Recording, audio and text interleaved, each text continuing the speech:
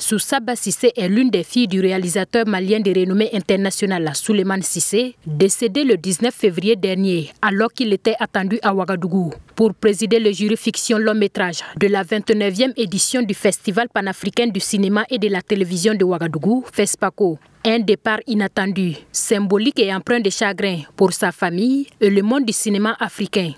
Arrivé à Ouagadougou pour représenter son défunt père, Soussaba Cissé s'adresse aux journalistes burkinabés. Voilà, je tenais à être là parce que je pense que mon père aussi aurait voulu être là et que c'était son combat. Je pense que le fait qu'on lui a donné ce titre d'être président du jury, je ne veux pas dire c'est pas quelque chose qu'il attendait, mais comme c'était un des fondateurs du FESPACO, je pense que c'était honorifique ce geste que le FESPACO lui avait fait déjà. Il était très honoré, il était très content de encore porter le message du cinéma africain, parce que toute sa vie ça a été ce combat-là. Papa a laissé un énorme poids. Bien qu'il se soit éclipsé à quelques heures de l'ouverture du FESPACO, Souleymane Cissé a reçu des hommages de l'ensemble des acteurs du cinéma africain. Un geste fort apprécié par sa fille Soussaba Cissé, qui a vu son deuil partagé et qui se sent réconfortée. J'ai retrouvé un réconfort parce que oui, j'ai senti que mon deuil était partagé. Partout où je passais, tout à l'heure quand on est arrivé devant le siège hier, quand on est arrivé devant le siège du FESPACO, la photo, j'avais vu qu'il y avait plein de gens qui étaient devant et qui faisaient des photos et qui parlaient de lui. Moi, je m'étais mis à l'écart parce que j'avais du mal à regarder. Et je les entendais dans les témoignages qui disaient oui, enfin, je parle en parle, le vieux qui porte son boubou qui est toujours en train de faire ça là. Tu te rappelles pas l'année dernière ou bien les années comme ça, il a les cheveux tout gris. Tout le temps quand tu le vois, il sourit, il te donne la main, il salue les enfants. Ben, c'est lui qui est décédé. Tu vois, il y en a même qui se rappellent même pas que c'est un réalisateur plutôt. Le papa qui traîne.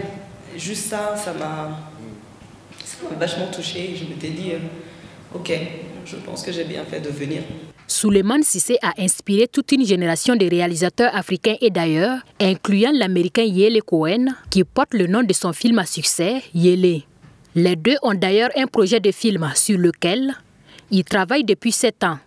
Donc mon film, c'est un peu un film sur le destin. Comment est-ce qu'un nom peut arriver à te mettre sur un chemin c'est grâce au cinéma, grâce à ce film que moi aussi je fais des films, que je me suis lancé dans cette aventure il y a 7 ans maintenant, et que c'est plus, en fait c'est plus que le cinéma. Avec Souleymane, ça a toujours été plus que ça. C'est comment est-ce que le cinéma peut créer des liens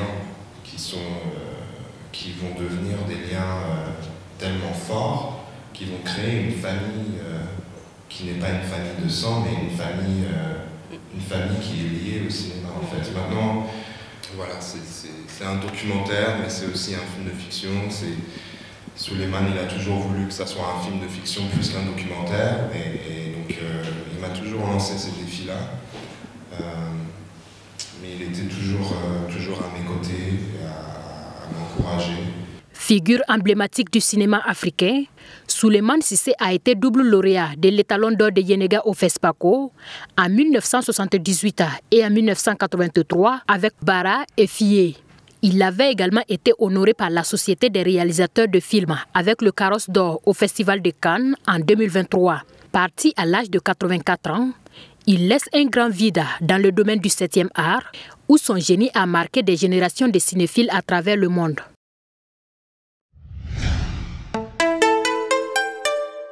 Truy TV, la télé interactive.